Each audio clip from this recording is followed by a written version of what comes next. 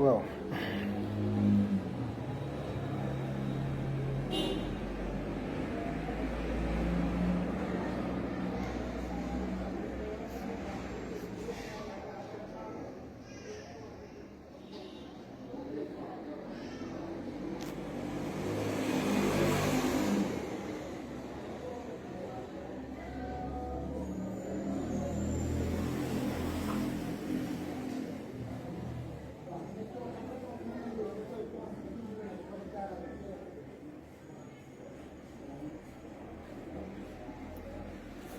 waa mbokk yi live bi dafa daggoon maa ngi doon jéemaat waaye mu mel ni xaw naa jafe xaw ma qu'est-ce qu'il y a xaw ma dañu signaler live xaw ma qu'est-ce qui se passe. alors kon maa ngi woon ci article 98 bu constitution bi vraiment dafa wax lu leer. Sénégal daal bu yebaleetee ay doomam ay fonctionnaire yoo xam ni kenn falu leen joxuñu leen suñu kàddu itam waaye ñoom dana leen jox ndigal quand même ñi ñu fal ñoo leen di jox ndigal lii mooy position bu Sénégal fii ngeen war a yem fii nangu leen lii bu leen nangu lii. léegi ñoom bu ñu demee ba déggoo ab waa tugal waa bitim réew loolu ñu déggoo bu ñu ñëwee ba publier ko te ñoom it lañ ca waroon a def ñu def ko loolu dafay tiim loi yi ñu fekkoon ci biir réew mi looloo tax dana am solo ci nit ñi xam ne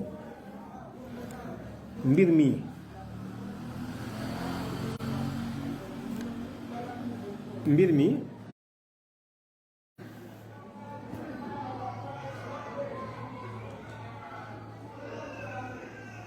benn jafe-jafe rek lañ am ñoom mooy naka lañ mën a harmoniser maintenant en fait les lois là les textes dispositions yi nan lañ mën a harmoniser ndax loi bu gën a tiim ay traité ak i convention Sénégal signé na ko léegi xëy na code de la famille wala beneen code amoon na beneen disposition bu wuuteeg loolu naka la ñuy fexee ba harmoniser ko loolu rek mooy seen jafe-jafe waaye ci yoon moom yëfi dog na ba pare ndax li article 98 bi wax rek daf koy leeral daf koy justifier. alors bu loolu jàllee léegi su ngeen jàppee kon ni article 98 bi nee na su ngeen signéetee ak convention wala traité loolu dafay tiim loi yi ñu fekkoon ci réew mi bu fekkee ñañ ko seqal ñoom it def na lañ waroon def léegi loolu moo ñuy may ñu ñëw ci benn convention wala benn traité wala ñu koy gën koo xam ci protocole de Maputo. le protocole de Maputo article 2 bi dafa am lu mu indi loo xam ni nag lu mat a bàyyi xel la te ci ngay gise ni ñun yëf yi fu ñu ko takk ci gravité mbir mi gën naa garaaw loolu. article 2 bi dafa wax ni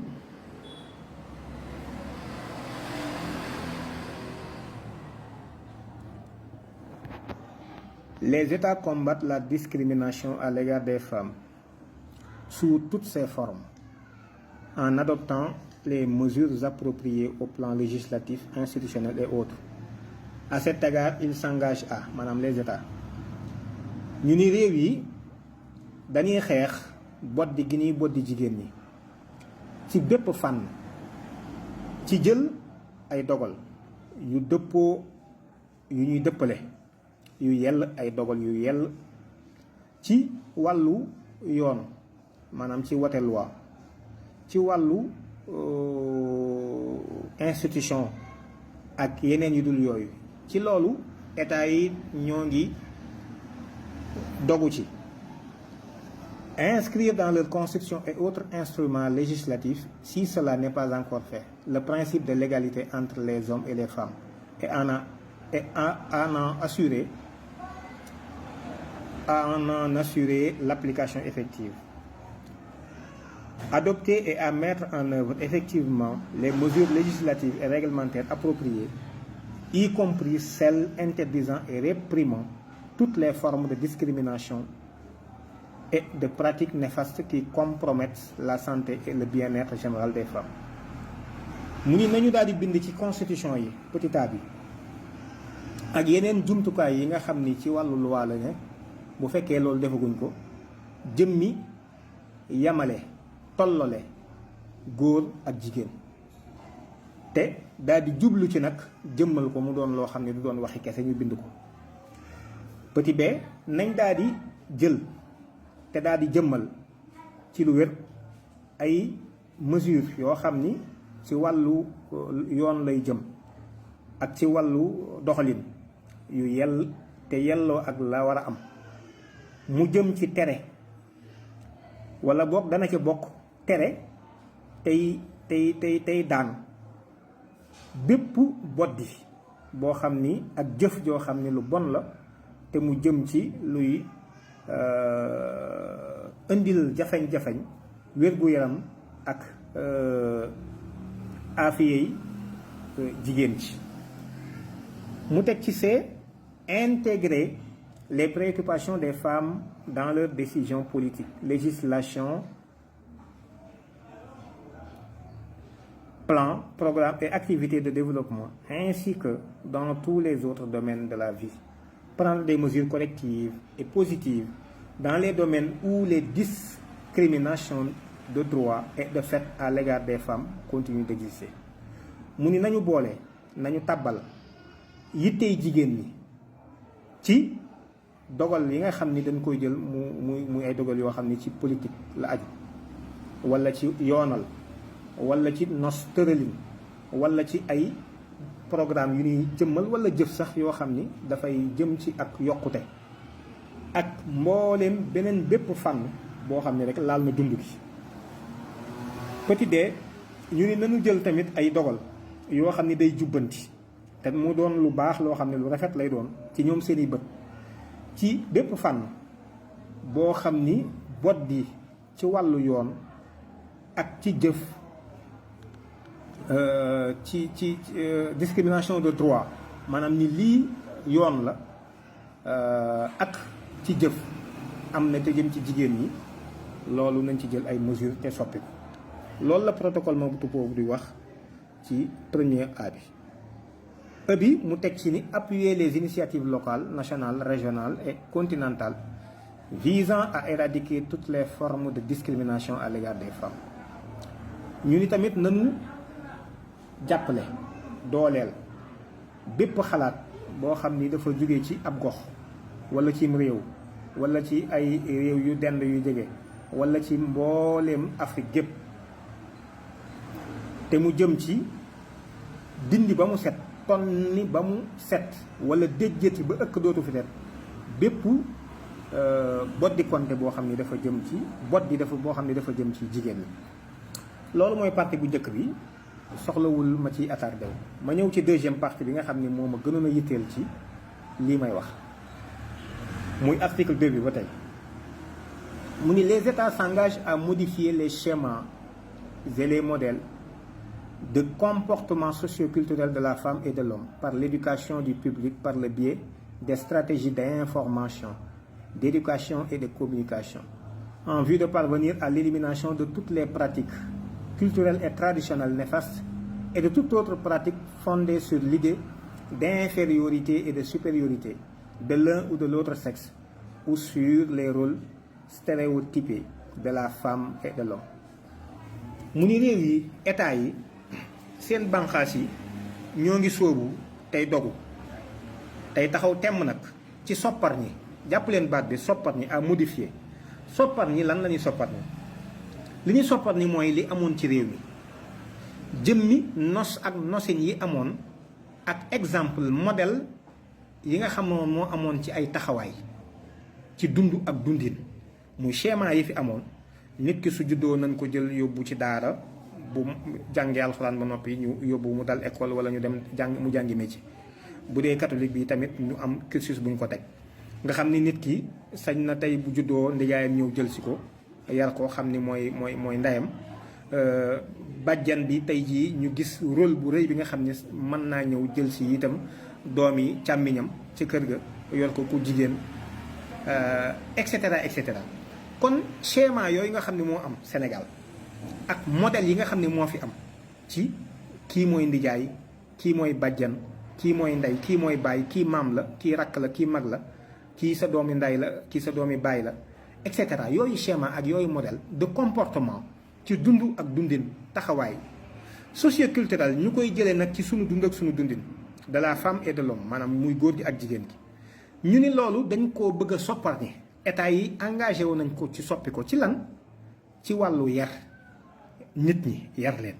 ñoom ab yar lañ ñu bëgg a indil. il faudrait nit ñi comprendre ñii fan la ñu bëgg a jëme ci ab yar la ñu bëgg a indil yar boo xam ni nit ñëpp lañ bëgg a yar indil leen yeneen gis-gis yu bees yeneen xam-xam yu bees yeneen ngëm-ngëm yu bees yeneen orientation yu bees. ci noonu nan lañ ko jaaree ñu ni par le biais des stratégies d'information maanaam ci ay tëralin yoo xam ni danañ ay xibaar la ñuy joxe ay xibaar dañ koy joxe ak lan ab yar da ciy ànd éduquer yar da ciy ànd waaye tamit communication daf ciy ànd joxlante communication daf ciy ànd ngir lan ñu mën a yegg ci déjjati ëkk gu fi nekkoon ëkk goo xam ni am na garab gu ca meññe woon waxuma la garab ga waaye ëkk ga sax dañ koy déjjati élimination ci lépp loo xam ni jëf la joo xam ni dafa bàyyikoo ci culture mbatit culture foofu diine day bokk ci biir xam ngeen culture diine mi ngi ci biir kon ñu ni mbooleem dañuy déjji bépp jëf boo xam ni jëf ju bon la ñoom lañ ko gisee te muy jóge ci diine wala ci nit ki lu mu gëm ba koy dunde muy culture am muy mbatitam ak lan ci aadaam ak traditionnel tamit yooyu yëpp nañ ko déjjati ndax lu bon ci seen jëf yu bon yooyu gis nga de des pratiques culturelles et traditionnelles néfastes la wax. kon ñoom jàpp nañ ni par exemple diine l'islam dafa am yu bon yu mu digle yoo xam ne dañ ko war a teqale ak nit ñi teqale ko ak nit ñi nag mooy da ngay fexe ba di daje ci ay barab di signer ay traité di def ndànk-ndànk bëgg koo doxal ci juróom fukki at fii ak téeméeri at bañ ko yàkkamti di soppat ndànk ba loolu soppi ko di mën a nekk. mu ni ak nag déjjati lépp loo xam ni jëf la ju bàyyikoo ci mbatit wala aada ju bon ak beneen bépp jëf bu mu mën a doon nag te rek lay wi mooy lan góor moo tiim jigéen wala jigéen moo yées moo topp ci ginnaaw góor wala góor moo jigéen moo tiim infériorité wala supériorité kenn ci ñaar ñi góor wala jigéen kenn daal moo ci jiitu morom ji te xam nga ne lislaam daf ko wax bu leer yàlla góor la jiital ci kanamu jigéen wala boobu sax ay jëf ak taxawaay yoo xam ni ak doxalin ak wareef yoo xam ni dañ leen koo gàll te dañ ni góor la rek moo tax mu def loolu kii ñu ni jigéen la moo tax ñu gàll ko loolu ñu ni yooyu yëpp dañ ko war a déjjati dañ koo war a déjjati. kon mbokk yi lii laa bëggoon a partager ak yéen muy lu tiis lu metti lu doy waar pendant ce temps mi ngi mel ni dara xewul waxtu wu nekk man may jàpp ni les vrais combats dañ ko occulté les vrais combats jubluwuñ ci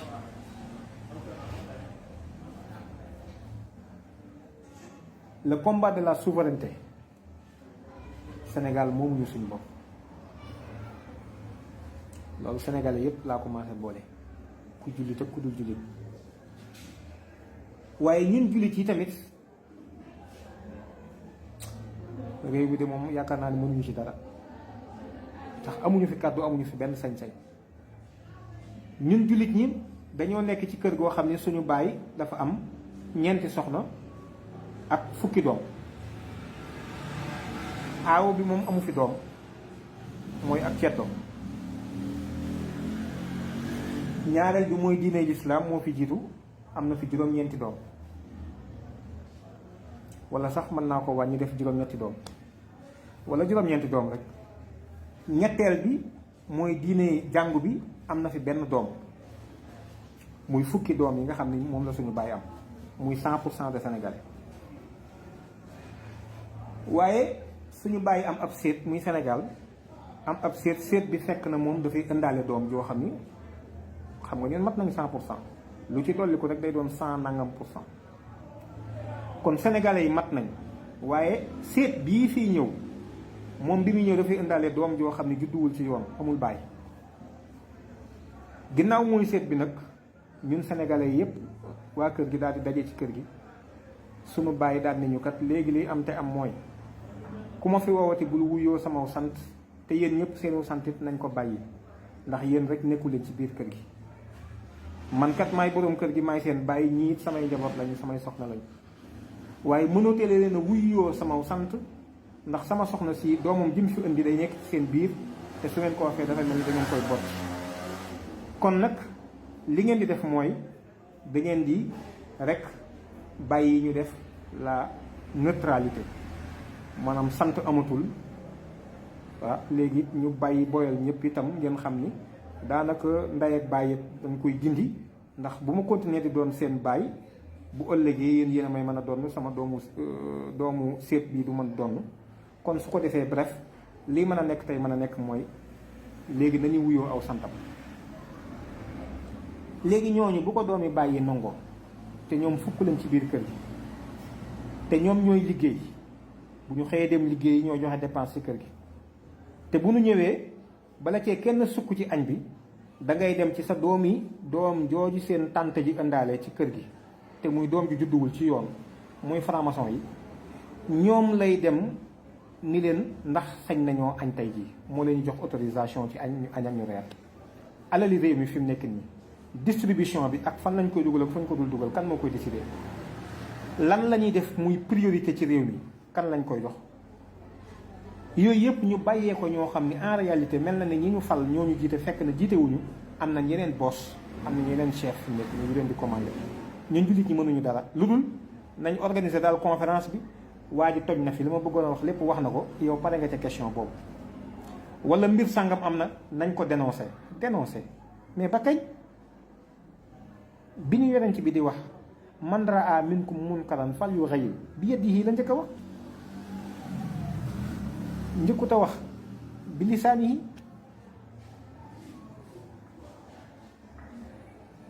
da nga koy dindi ci sa loxo soo ko mënul nag nga soog koo wax ci saw làmmiñ di dénoncer ak a reete mais ñun dañuy jóg rek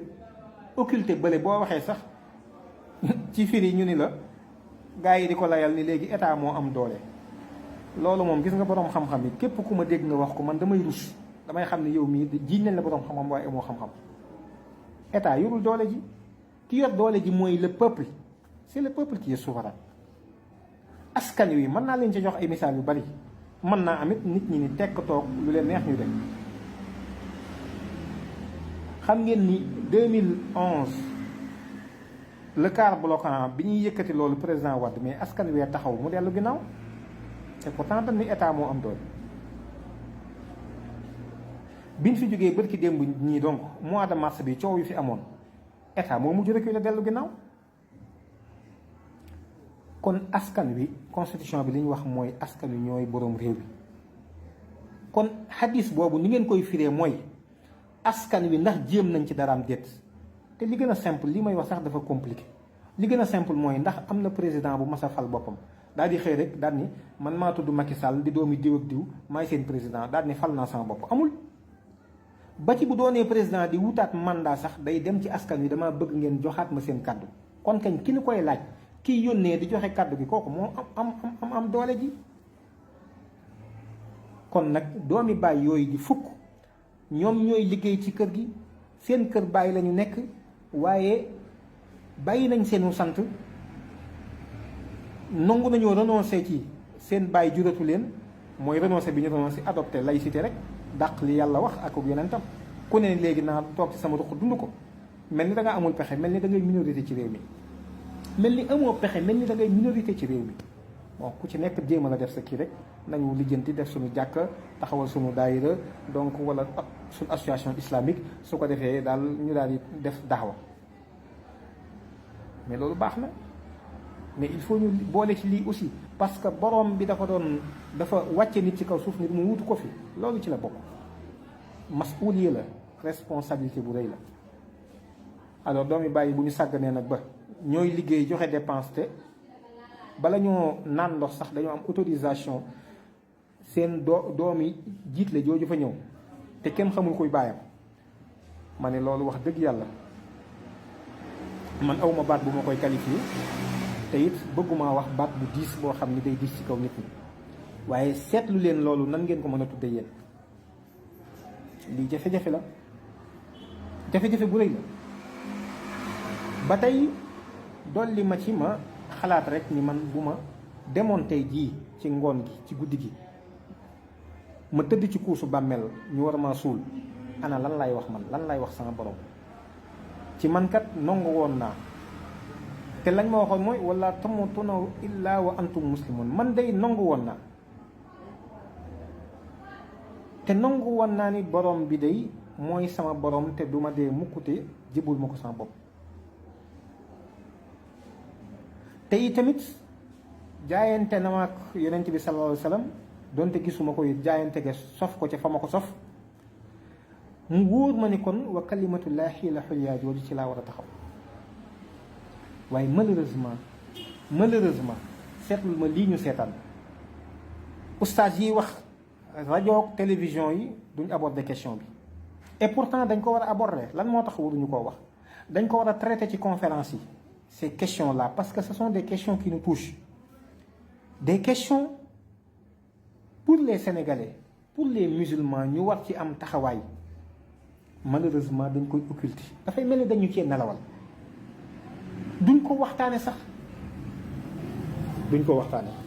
ñun daal on préfère oustaz bii bu génnee Sud FM wax dara beneen oustaz génn dem ci beneen rajo weddi ko, kii ñëw taxaw ci télé bi wax lii keneen ñëw weddi ko.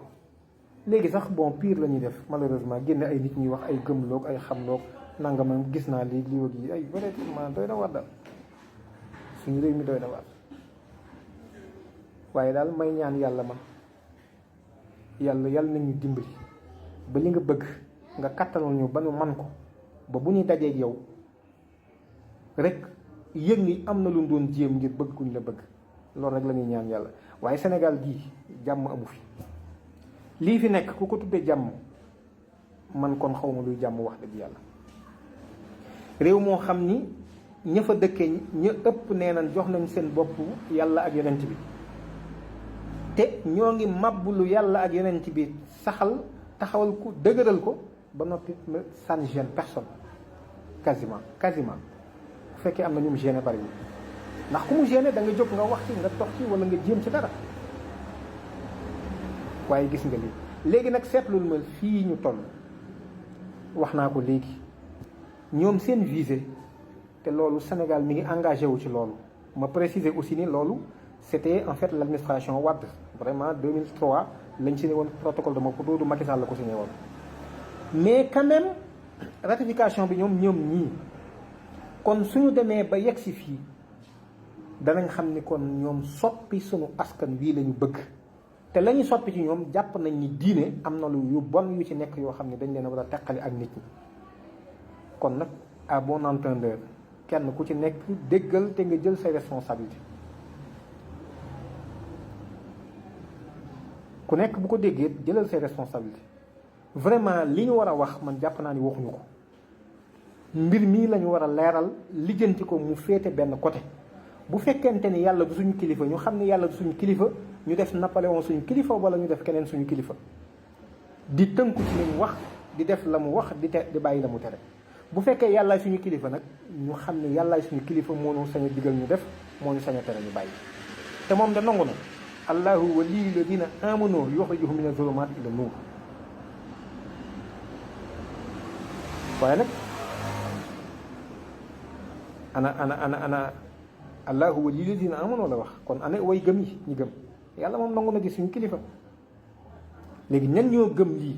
gëm ni diine l'islam diine ju maandu la. damay def entre parenthèse foofu, man de yàlla xam na ni tey suñu mbokki chrétiens yi bu fekkonte ni am nañ parti politique wala ñu woote di laaj réew mi, yàlla xam na ni man danaa ànd ak ñoom campagne leen votel leen. parce que am na ay valeurs yu ñuy incarné yoo xam ne loolu ci ak maandute moo war a mën a doxal am réew. kon nag du caagee ni dama figé wu ci fi ma bokk rek. waaye dama ni jullit yi li ñu fi baree ba noppi te mënuñoo fexe ba fi kàddu wala ñu am fi benn taxawaay bu am solo bi daw les questions essentielles nekk ci folklore bi rek ak werante boo xam ni véritablement ak bëgg sa moroom torox bëgg sa moroom detteelu ak yéene ko ab sarax véritablement loolu ban xeetu diine mooy def loolu ci nit amul. kon ñun daa mel ni ñun ñoo am problème mais du diine ci déedéet. alors kon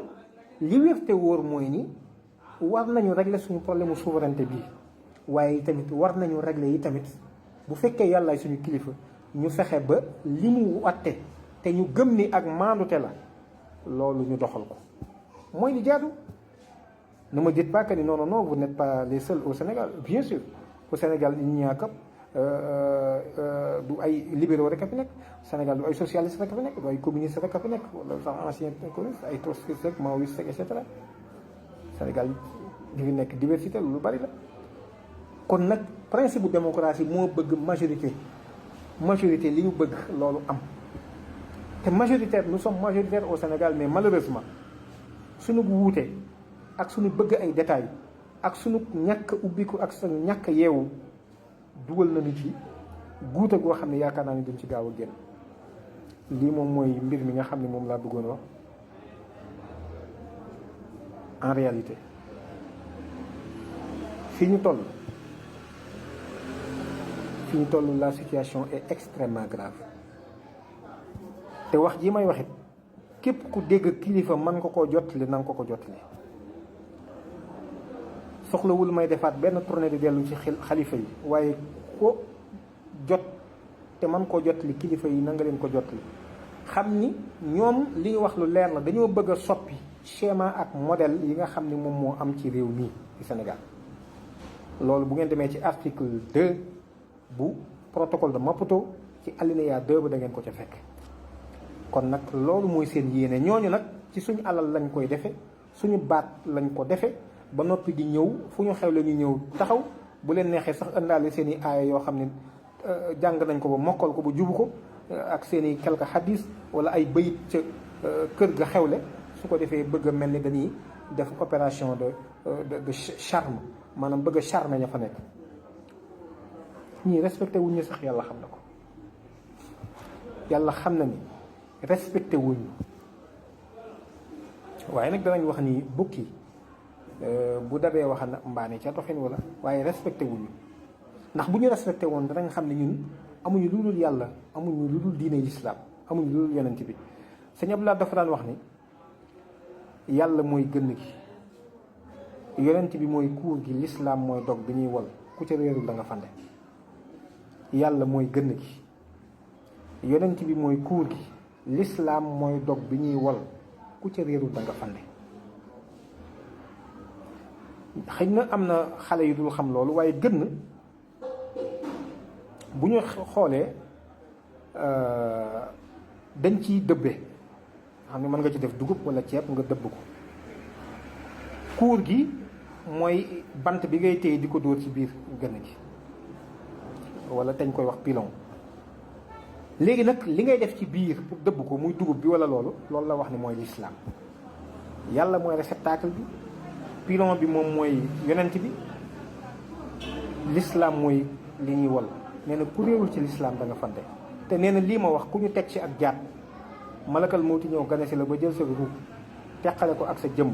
nee na bu ñu la tëralee ci jaat da nga xam ni ma wax dëgg la man Abdou Lahad kon loolu nañ ko bàyyi xel xam ni lislaam la ñëpp war a taxaw ci défendre ko man de sama sëriñ Cheikhul Khadim bind na xasida goo xam ni ci foofu la ko jëme su ma ko tuddee nag mooy nit ñi dañoo gaaw ci ban la nga ni benn ñaari baat sax ñu dëkkal la fenn kii lii la kii nangam ak nangam ak nangam waaye man bu nee ma baat yooyu ay terroriste ak salafiste ak noonam du ma gêné ndax accusé nañ ma ko ci Europe dugal nañ ma liste rouge fi mu nekk nii taxé nañ ma de salafiste de terroriste de radicalisé de nangam islamiste nangam mais yooyu man dama jàpp ni ay tagg yu rëy la wax dëgg yàlla ay tagg yu rëy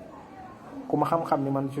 suis pas quelqu'un je ne suis pas violent je veux dire waaye li wér te wóor mooy ni am nañ jafe-jafe yu rëy rëy rëy rëy au lieu ñu jéem a taxaw ci défendre lii. maa ngi koy wax léegi Cheikh Khadim ilhamu salaam fi zabi en dinillahi l'islam maa ngi def xasida gi ngir défendre ci l'islam yàlla ma ko yenkiwal ilham loola def na ko muy xasida gu am solo goo xam ne yaakaar naa ñëpp war nañu ko jàng liir ko sax gis lim ci wax di ci wax colonisation bi di leen gën di leen yàq lu mel ne xeme di ci réitérer ay position yu am solo yoo xam ni tey jii lañ ko waroon fi ne di ko jàngale nit ñëpp dégg ko te noonu la mag ñi taxawee woon mag ñi nekk ci réew mi yëpp kenn ku ci nekk taxaw nga ci stratégie bu mag sëkk bu rafet ba fexe ba taxawal ay nit ñoo xam ni fëkk yóbbuwu leen malheureusement tey ñun non seulement on a raté ñun bi ñuy jël suñu indépendance mais tey le pire am na ak yu ñu fi amoon yoo xam sax fi ne ñàkk nañ ko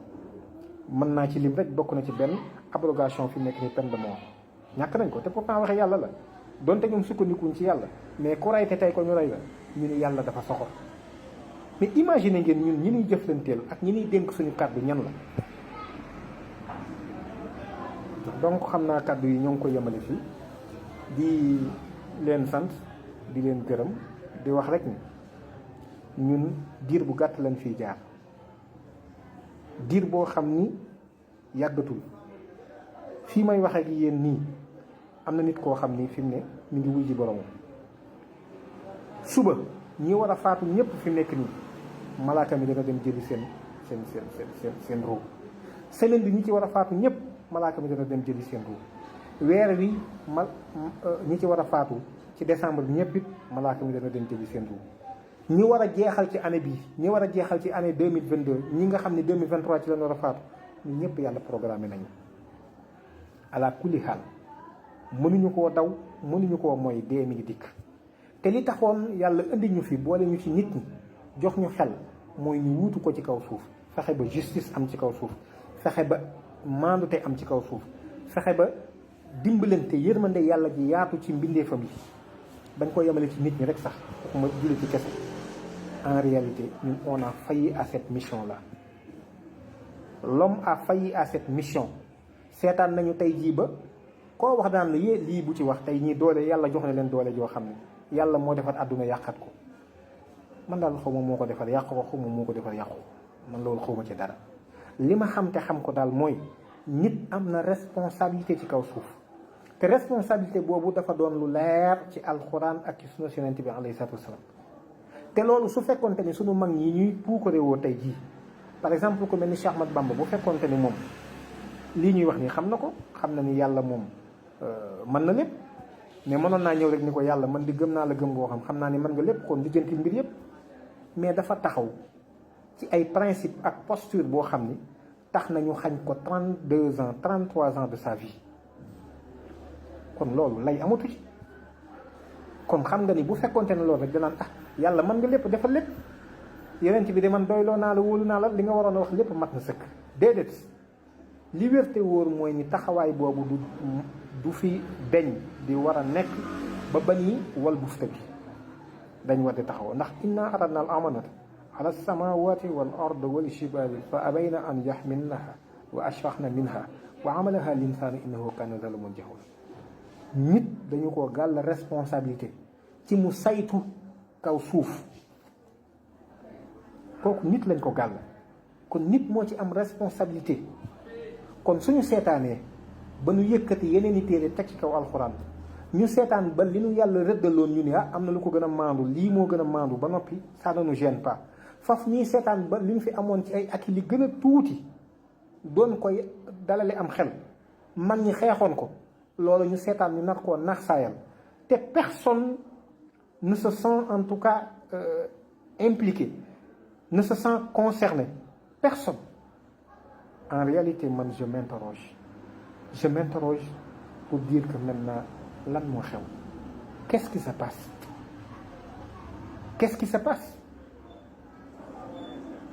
vraiment mooy question bi nga xam ne moom laay posé